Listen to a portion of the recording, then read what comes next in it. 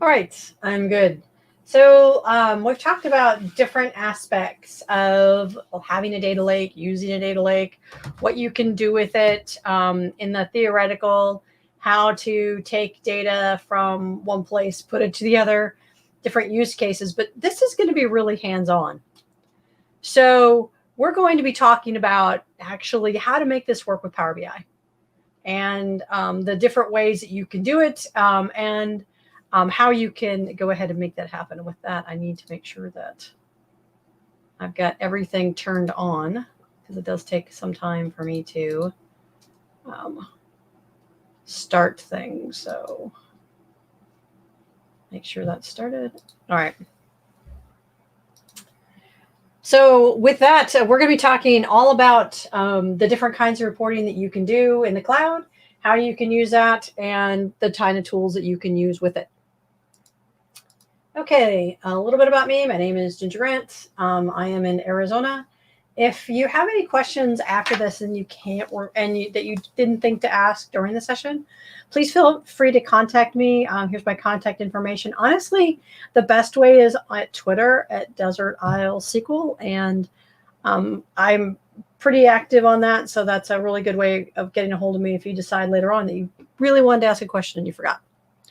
So today what we're going to be looking at is all about data lake reporting. We're going to be looking at using a data lake as a data source. What are your reporting data lake options? And then looking at how you can have Power BI Enterprise reporting working with your data lake and what all that entails. So there's a lot of different ways that you can use your data lake once you've got data in a state that you want to report on it. You can use this as a source for your data warehouse. The real big part, even if you have a data warehouse, is getting it cleaned up, getting it into a location that you can load the data and have it be in a normalized fashion so that all your joins work, et cetera, et cetera. The other thing that you might want to do is figure that you are just going to load it all into a virtual database, and we'll take a look at the steps to do that. And then just use the data lake. Just basically use the files that you have. And once that they're there, just report on them. And then it doesn't matter that a virtual database is smaller than it is not as fast as a Azure SQL database because you don't care because you're doing different kinds of performance with it. So let's talk about cloud data warehousing. So if you are interested in doing cloud data warehousing, this is designed for workloads of a terabyte or greater. So once you've got your data normalized in your data lake, it's very easy to load it into a data warehousing environment. Using Polybase, the transfer speed is quite minimal. And once you've got your data stored within the data warehouse, you can optimize your workloads so that it'll perform different tasks with different levels of priority, which is configurable in your world. And you get the ability to query big data with T-SQL. Anything that you would do with a regular SQL warehouse, SQL database, you can do with the warehouse. And this is called a dedicated pool in Azure Synapse. This is the former Azure DW. It's moved into Synapse and it uses that dedicated pool. The Azure spend on it is relatively high. You pay for every minute it is in operation, whether or not somebody is using it.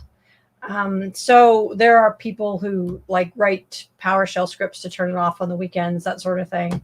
But if you don't have a terabyte or greater database, then this isn't the right tool for you. But there are a couple of other things that you can do other than always you can load this into a SQL database. But let's look at some more economical options. Let's look at doing a virtual database. We can use that with any reporting tool and connect as if it was a SQL database. Then it acts like any database. So let's get started. We're going to be doing a lot of demos today with this. So I'm going to go ahead and pull up Azure Synapse. And you'll see here that I have 2 SQL pools listed under SQL Pools.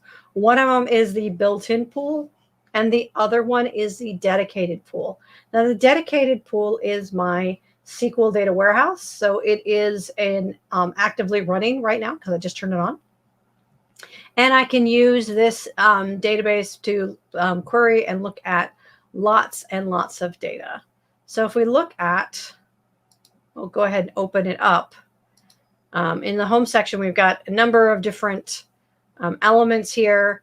Let's take a look at some of them. So taking a look at data, we see that we've got a number of different databases.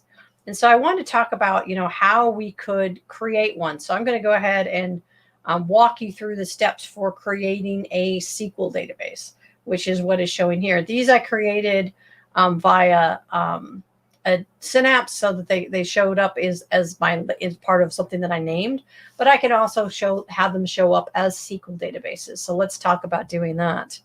So my data is coming from my Azure Data Lake Gen 2. So if we look at what is linked here, we see that I have some sample data sets that are now Microsoft made these available recently so that you could have something to play with no matter what. And I have an Azure Data Lake storage account that is attached to this particular Power BI, and I actually have two of them. I have my primary, and then I have a separate one. And the reason for this is that my goal for my Synapse Central one, which I added separately, is that I wanted to have it in the same physical location as Power BI, since I wanted it to be used in Power BI reporting. So if we look at Power BI and we look at the About Power BI, we'll see that I was in Central Iowa when I made this because I was bored when I was consulting in Iowa. And so I decided to create myself a Power BI tenant. And now I'm in Iowa forevermore. I understand I can change it, but which is relatively new, but this is where I am right now. So Kevin asked a question. So speed from lower to faster, virtual Azure, local CH. In terms of which is faster for local, I could never really answer that question because I have no idea how you have it set up in your environment. If you've got a screaming, set of disks and tons of memory, you can have an amazingly quick server that you have your SQL on. Of course, you better have a good network too, because that can do your throughput. But if you're talking about, so that can be a very fast solution. You will, of course, if you have something local, you need to make sure that you've got it backed up 9 ways from Sunday, that you've got power generation so that you could potentially access it if you lost power in your location. And those are some costs that you need to figure out if you have it stored locally as well. In terms of the cloud space, if you are looking at which is the fastest possible, that depends on how much data that you have.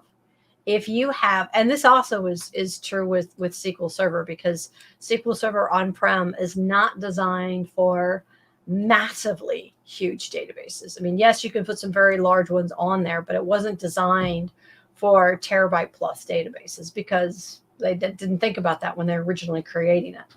So if you have more than a terabyte worth of data, then a dedicated pool will be faster. A dedicated pool will also be faster depending on how you have it configured, because of course in Azure you can configure it any way you want. You put enough resources against it, you can make it scream. It may also be screaming when you see the bill, but hey, you can make it go fast. So that's kind of the trade-off for those things. A virtual database is always going to be a little bit slower because it's not really a database. It's sitting on top of flat files. But does it matter? It depends, naturally, on what your biggest, what your goals are for that data.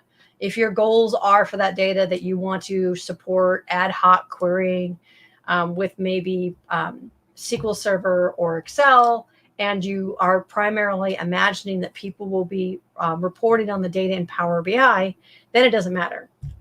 In that case, you've got a full-on solution that's very inexpensive. So this is all about how much are you willing to pay for that speed. And that, of course, is totally dependent on what you've got going on in your world.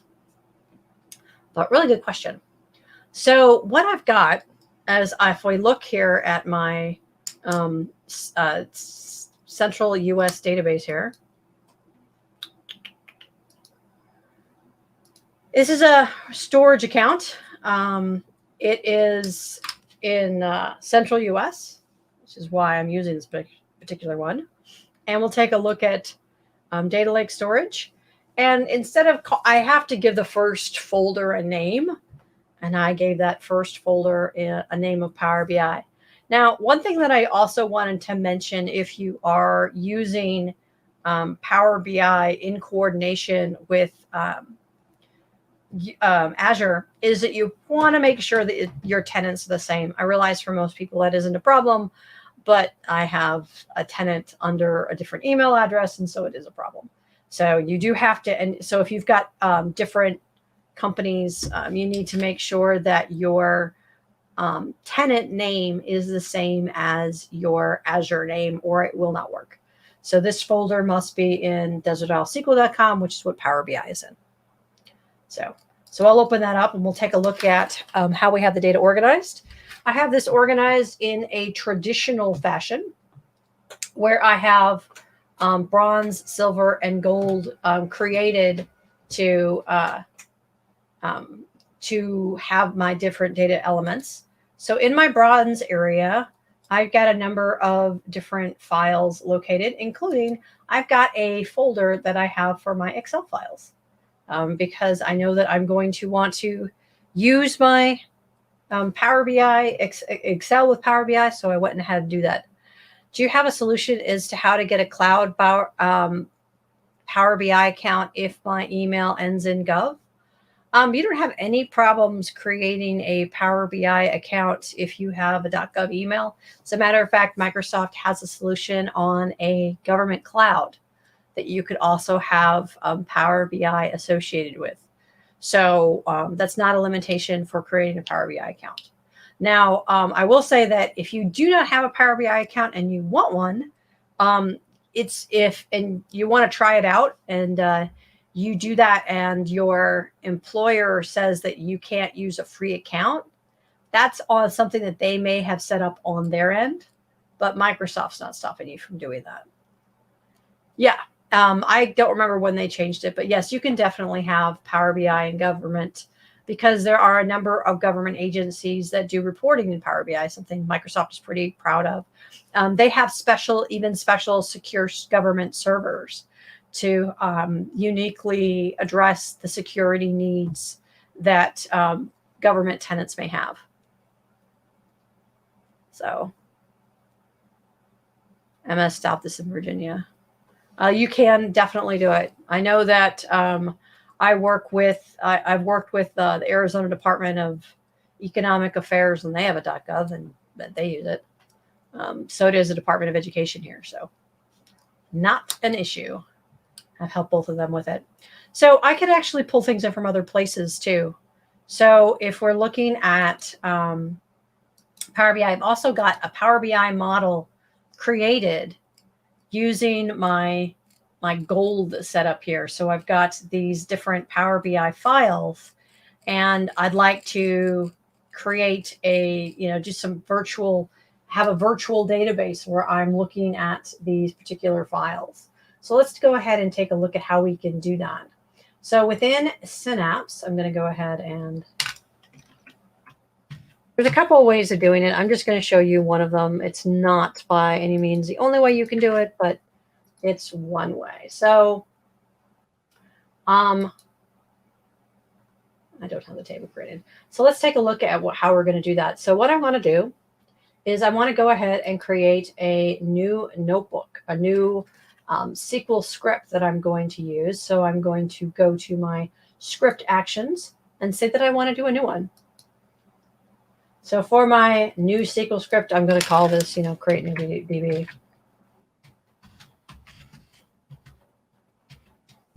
And this is just because I do want to save it, and so I want it to show up there.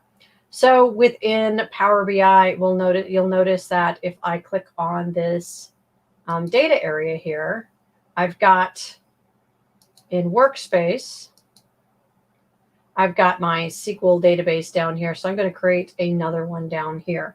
So the first thing that I'm going to do is, now this is, you may find this real mind bending. I'm going to create a new data warehouse. So this is my new database.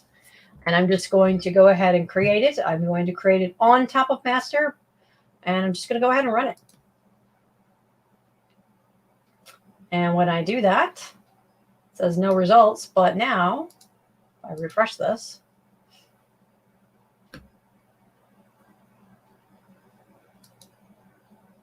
I see I have my new database. And I need to be in my new database to be able to create some information off of it. So what I'm first going to do is I'm going to tell it where I want my data to come from. What is my data source? And just to kind of review that, my data source is going to be this particular, well, I'm going to back it up because I might want to grab data from somewhere else. So basically anywhere in here, I'm going to want to access my data. So with that, I'm going to go back here into Synapse. And now that I've got this created, I'm just going to keep on going in the same pane. So I'm just going to comment that out. And I'm going to say that I want to create an external data source. And just telling it where that external data source is. So obviously, this is the path for where it lives. So I'm just going to go ahead and run this. And now it's like, oh, okay, so I know where the external data source is. We're all good now. So then what I can do is I can start actually creating views or tables. It doesn't really matter. I'm just going to now to take a look at my data. If I wanted to just kind of examine it and take a look at what it looks like. If I go into Power BI here and look at this, it took me into here because I was here earlier. So if I wanted to go ahead and just take a look at my data, I can just right click on it and select new SQL script and select top 100 rows and take a look at the data. But when I do this, I'm just kind of looking at it within here. Wow. That's weird.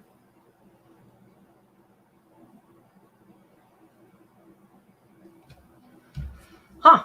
Well, it did it anyway, so we'll just ignore that particular message. Now, by default, it doesn't put headers on it. Yeah, nothing like doing it live. I know last time I did a demo for Azure Synapse, the product team apologized to me because it broke. So, yeah. Now, I do want headers on it. Notice it didn't put my headers on here. So by default, it doesn't put this little header row equals true element on there, but I want it. So I'm just going to go ahead and rerun it.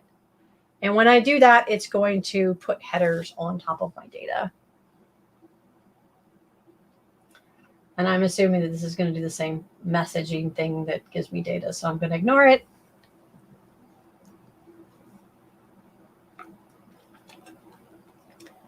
So now you can see I've got headers for all of my data. So I can take a look at this and see what's going on. But if I want to, again, make a database out of it, I need to do more than this. So what I'm going to do is I'm going to do something very similar, though, to get my data.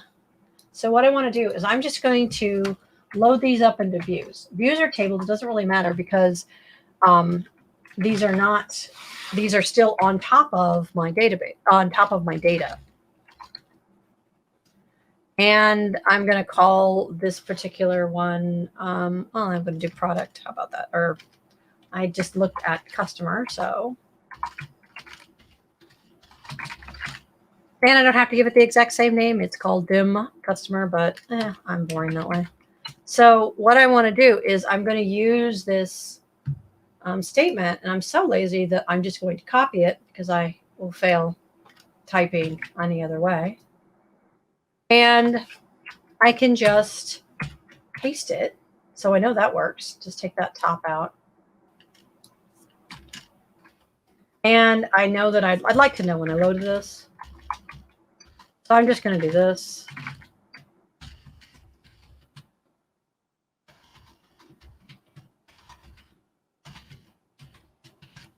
Just because I'm just going to have that in there, seeing what's going on with it. And I'm going to go ahead and say run.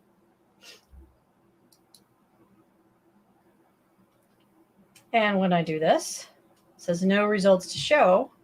But if we look at my data over here, and I need to refresh everything so it shows up, we see that I now have a new database, and it's got a new view on it. So I can, select top 100 rows off of my new view, which is really a table. So let's actually keep on going with this create new DB. And if we look at the data that we have here in Power BI Metal, I've got customer, date, product, sales territory, and fact internet sales. So I'm going to go ahead and load all of these and put them into my database. So go back into Synapse, and I'm just going to start a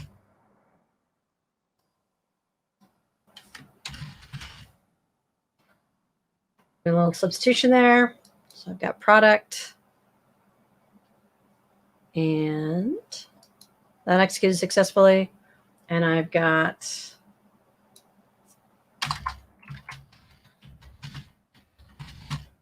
territory.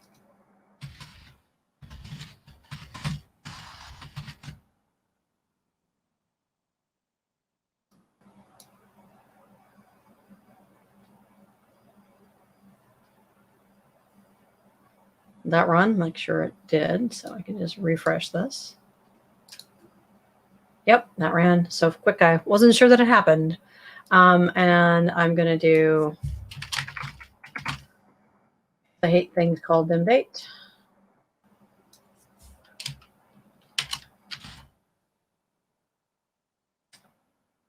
On that. And also want to do sales.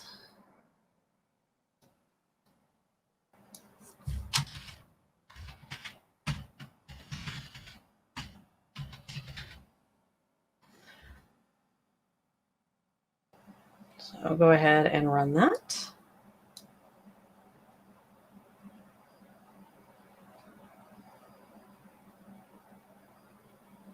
Used by another process, really? Didn't think I was using that.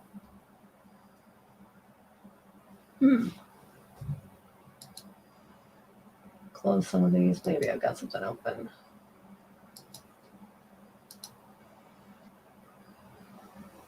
Well, it's customer, so don't know why it's doing that. Maybe it'll get over itself.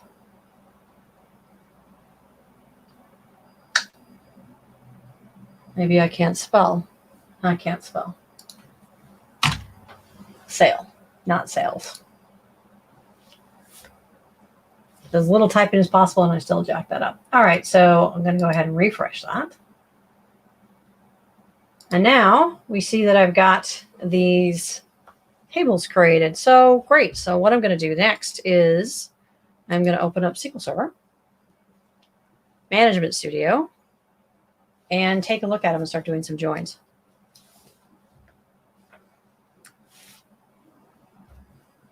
So the question is that I know this is like microscopically small. how do I know that that's where I want to connect to? Because that is where I want to connect to. And the reason that I know that is because it's a demo and I've done this before. No, I'll show you why. Really, I'm going to go ahead and do it that way. So if we look at my Synapse workspace here, we notice that it tells me what my serverless endpoint is. So any database that I create within Power BI that's not a dedicated endpoint, which is what this one is going to be here. And then the next question is, wait a minute, you didn't give that any user permissions or anything, did you? No, I did not. But you can set this up so that it uses Azure Active Directory, but because this is your Active Directory, but out of the box, it will use this SQL admin user and then whatever the password is. And if, like me, you're like, oh crap, I don't remember what the password is, you can reset it. So this is my admin username. Now, when you're installing Azure Synapse, it tells you that this is for dedicated pools. It's not just for dedicated pools. And you don't have to call it SQL admin user. That's the default. And yeah, I did that. So this is my database username out of the box. So going back to SQL Server, that's SQL admin user. I don't know what the password is.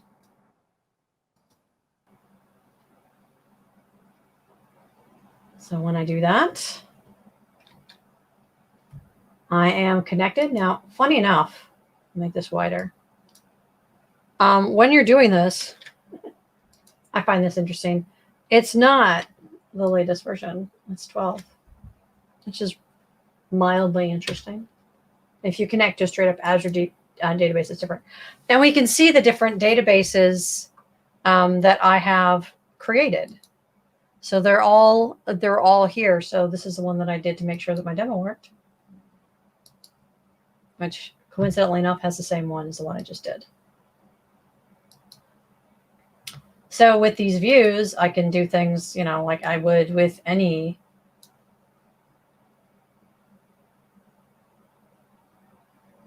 it's sales territory.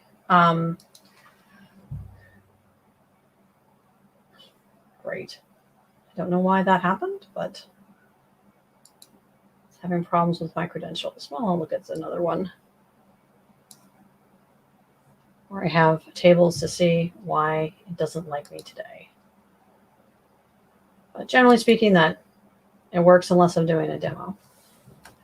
So with that, I can, do whatever I want to with my data, and it's still not finding credentials. That's awesome. But accessing it at wherever I want to from within here. This is crazy, though. I don't know why I'm having these problems, but when it's not today, trust me, it really does work. It's with my virtual databases that I've set up. So any place that you can connect in SQL Server will work the same to SQL Server will work the same way. So any place that you can connect to SQL Server, you can use that database and query it, use it, join it, etc., etc. All right, so let's talk about another way that you could possibly connect without databases, which I know will work. And so, so we just created a virtual database. That virtual database will allow you to do things on top of flat files. So for Power BI reporting, you may not even need to bother with creating a database, because those files may be fine for you. Because let's face it, in Power BI, you don't have to have a database anyway, virtual or not. So you could just skip that step and just connect to your data lake and use it directly to connect to your data. This may be helpful if you've got data that is in a different format, like Excel. So we're going to take a look at taking data in directly from that. Of course, with Power BI reporting, I could combine anything that I wanted to. So I could combine a flat file with a database, with anything I wanted to.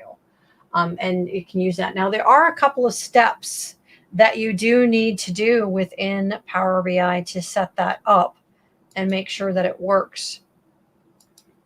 So if you just use the data in the data lake, again, it can be stored in multiple locations. Formats don't have to be the same. And you can do all of your formatting to Power BI, so you don't need to go through a whole bunch of gyrations and steps to do that. Now, there are some things that you need to do to get Power BI to make this work. So let's take a look at those. So within Power BI, in the admin portal, which is where I am now, I need to configure my Azure connection. So conveniently, that is in something called Azure Connections. And within Azure Connections, I have, these are preview. These have been preview now for well over a year. I can configure my tenant level storage, and I will direct your attention to this word here, which is "an," as in this is singular, this is one. So if I have multiple files, multiple Azure Data Lake Gen 2s, I am out of luck. I can use one. So keep that in mind and make sure that that is where you have all of your data.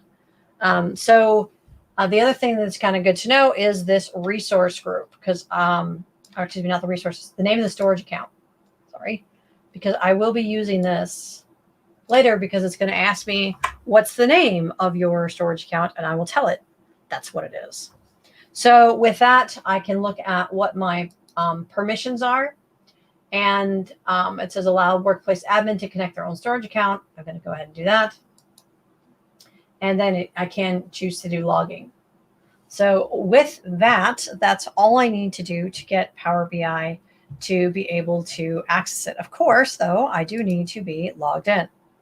So you'll notice that I am logged into my Power BI account, which is really all it takes to be able to do those kinds of connections. So I'm going to this time just connect to the flat file data. And I'm going to go ahead and say that I want to connect to Azure. And I want to connect to Azure Blob, or I can do ADLS, Azure Data Lake Storage. Either one will work. I'm going to select Azure Data Lake Storage. And it is going to prompt me for the URL. Now, just so that you know, like fun and games with this, if I had selected, no, this particularly matters which way you do this. If I had selected Azure and then to just pick blob storage, this is where I can do the name as well. So, because I don't want to do things incorrectly again, I'm going to go ahead and snag this name out of here so that I can just paste it to Power BI.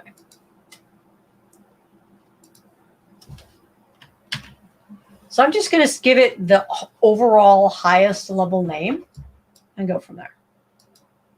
Enter a value. All right. Do this again.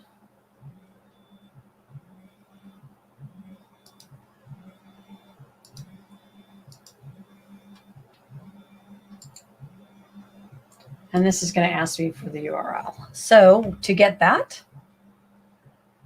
I'm going to go ahead and grab that. So that is in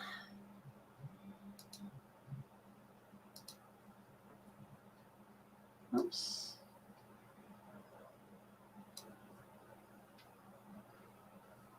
I have to remember which one I can. Yeah, PBI. One account. So within this account, go ahead and get the URI.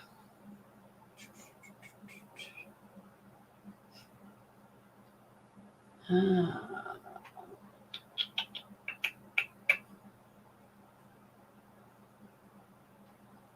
I'm going to snag it from here because it's another place I can get it.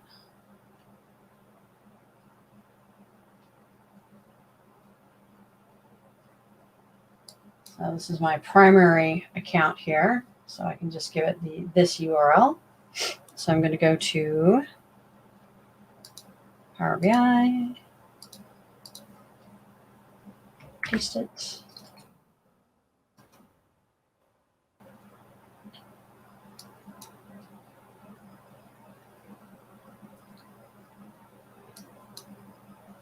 And go ahead and give it the account key, which is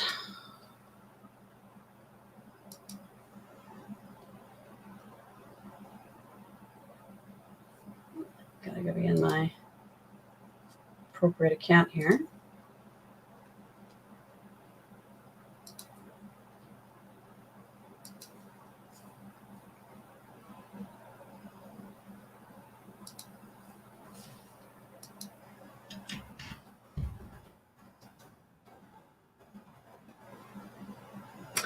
And here is all of the data that I have totally within there.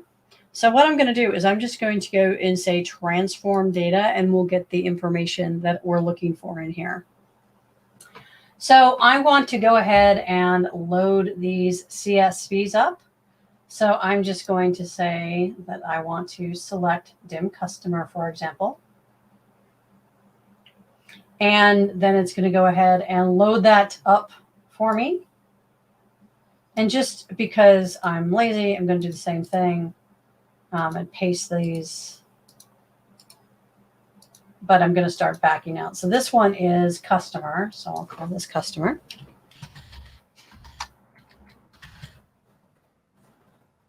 And for this one, I want something other than customer. So I'm going to go back to my source here, and I'm going to pick dim date. And I'll call this calendar. And I'm going to do the same thing here. Again, I'm just deleting the steps that made it do that.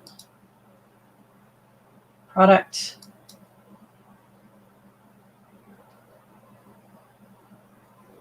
And mind you that I'm bringing in CSVs, but notice there's different file formats, so I could bring in Parquet if I wanted to.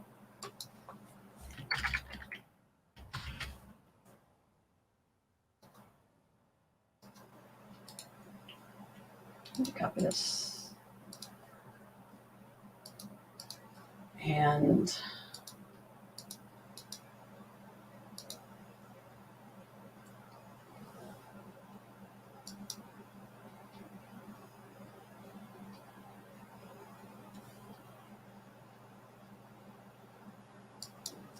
call it sales.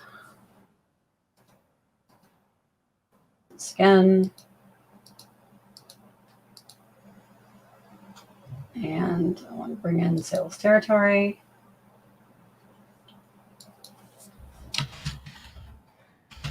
Now I'm going to do something actually a little bit different. I'm lazy, so I'm just going to copy this. So I want to do something different this time. So this time, I don't want to bring in another CSV. What I want to bring in is I want to bring in an Excel file. And the Excel file that I want to bring in looks like this. So as you can see, this is messed up. This does not look like how you would probably want to see it. It's got data that's all messed up, but this is the kind of thing that Power BI is good at. Now, I know a lot of people have situations where, they've got a lot of different Power BI files that, Power BI, a lot of Excel files, and these Excel files may be in a number of different places. But if you have them in your data lake, you can do a couple things. One, you can get a lot of version, and it's a central and secured way to store all of your data. So what I need to do is I need to find out where I have it. So I'm going to cheat and look here.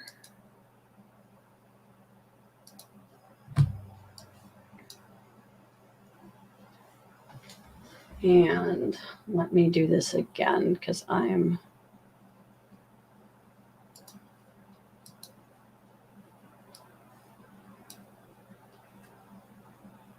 want this to show back up. So I'm going to go ahead and refresh this. Oops. And yes, I should create parameters so I don't have to do this. And now I can see that I've got my Excel file here. So I'm going to go ahead and read in my Excel file, and this is going to be a little different. I'm going to bring in this sheet, and I'll call this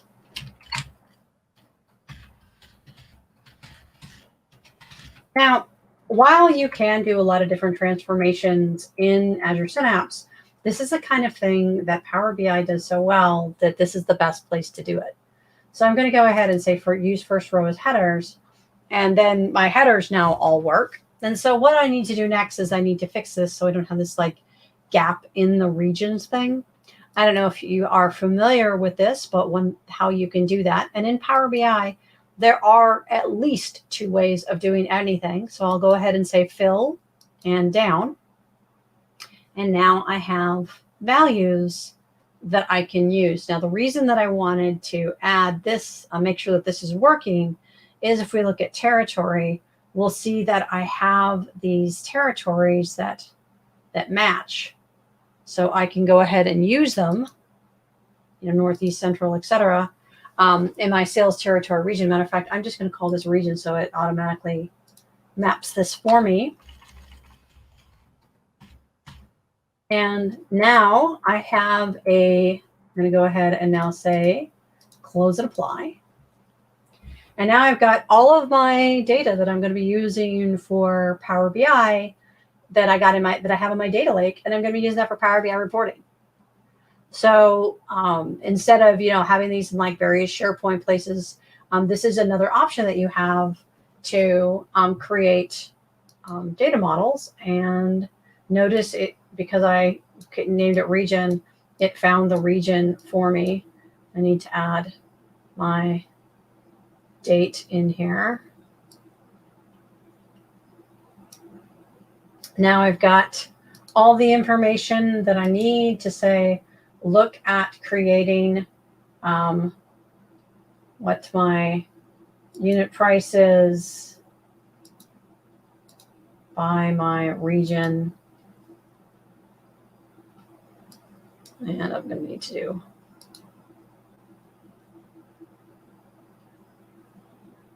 that's right. Make sure that I'm summing this. Yeah. And then take a look at something a little bit more meaningful, like maybe sales amount. Looking at how I can do that sort of thing. So this is a kind of thing that I can do with Power BI. Again, I'll create a full data model that is got everything. Make sure my joins are right. Sales territory key.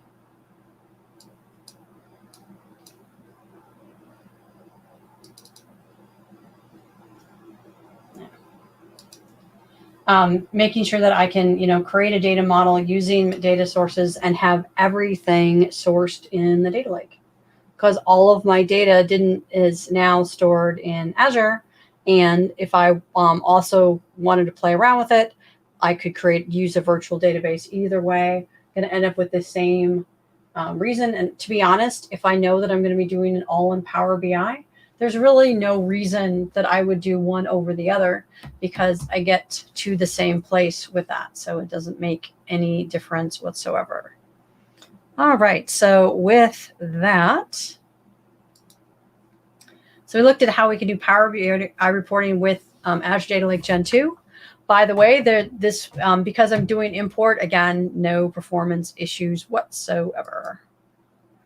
All right, things to remember. If virtual databases or your flat files that you're going to be using, they'll be using curated data, unless you also want to bring in some Excel and you want to reformat the Excel. It doesn't make any sense to format Excel prior, although it is possible to do that with Azure Data Factory. It does allow you to modify Excel files. It just doesn't have all the great tools that Power BI does, like fill down, to make that easy to do. But you can still, if you choose to, do it in your data factory to curate the job as well.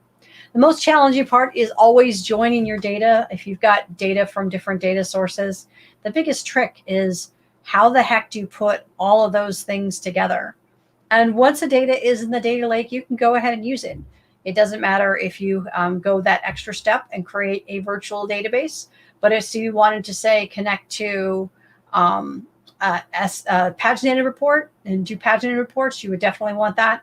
If you wanted to connect to Tableau, for example, if you have that virtual database, it certainly acts to all the other tools as if it was a database. So there's no reason that you couldn't use it in other scenarios. Oops. So in summary, we talked about implementing data solutions, looking at creating databases that are virtual. And then we took a look at just using the flat files. And we can use those to connect to Power BI to generate reports. But if you are directly connecting to Azure resources, you do need to set up Power BI in the administration tenant settings so that you can access that particular data lake that you are using within Power BI. And with that, I left a few minutes for questions. So if anybody has any questions about anything that I did, be happy to answer them. Yeah, awesome. Now I feel like we did discuss this, and perhaps maybe you can even share your experience working with the nonprofits that we've talked about. But perhaps again, so the why again as to why you, I'm going to say, go through the hoops a little bit, right? You know, there's a little bit of hoop jumping you have to do to get the Excel there. Why not just import directly to Power BI, right? Maybe refresh our memory there on why. Well, so here's the thing: it's really easy to create an automated process to do that, but it may be that you've got different files that are coming in at different times. You want to save them. You want to make sure that everybody has access to them. You want to make sure that they're in a secured location. Within Power BI, you can set up data security on the different folders where you contain elements. So that you've got, different groups that maybe are not able to see everything on the planet as well. So it may also be for automation, making sure that you've got things automated in a way. But to be honest, you do not have to put your Excel files in a data lake. But I assume that most people on the call know that you can just pull them from a file share. Right. So I'm being fancy. Yeah. Yeah, no, that's right. I mean, there's lots of different ways. My thinking there was, again, so the automation pieces, and and what happens when you need to change your source, right? It might be easier to kind of make that process, and that way the data needs to get fed there, and if for whatever reason that Excel document becomes a database or some other type of it gets legs and starts walking, you still have a process, to be able to get there. So. Right. And you may need to do some modifications to your Excel in that you need to join it to your source data and insert it into it. And you may want to do that within the data lake so that people can then use it in a virtual database setting.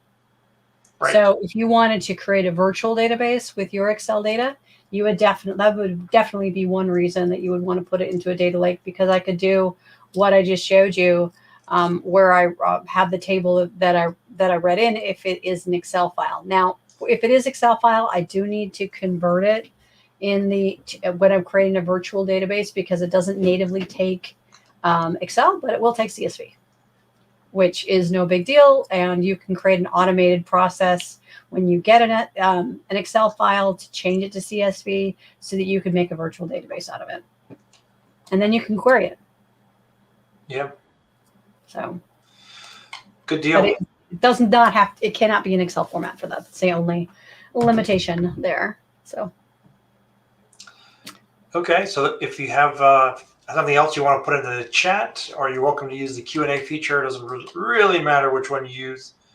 But yeah. And I will say I've been talking to a nonprofit recently, and they didn't pass a security audit with one of their vendors, and so they moved to the clouds because they could better document how all the security works. And they have their data that they're getting from another agency. It's coming into Excel. It's going into a file that has limited access, which they had a tough time proving that was the case when they had it on a SharePoint location.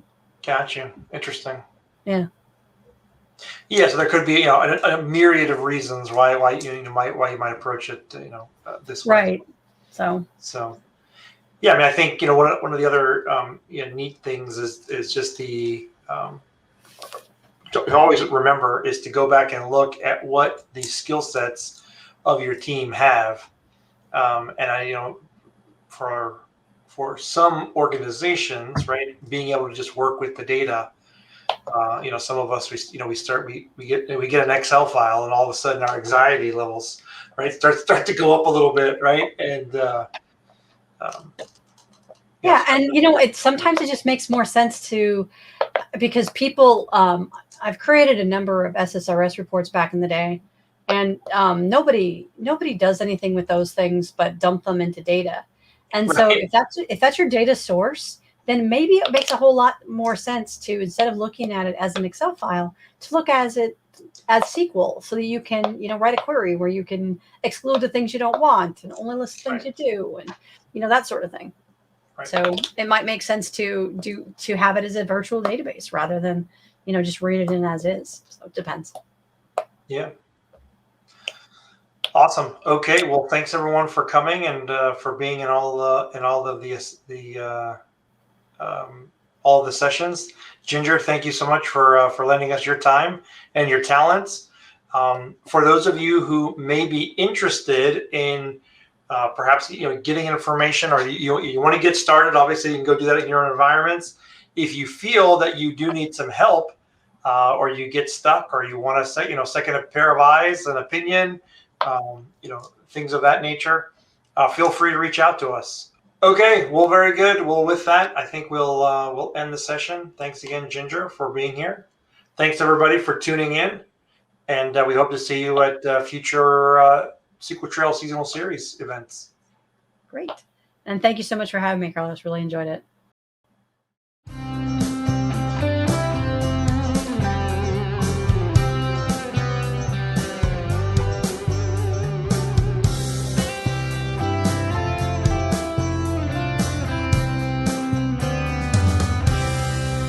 SQL Data Partners.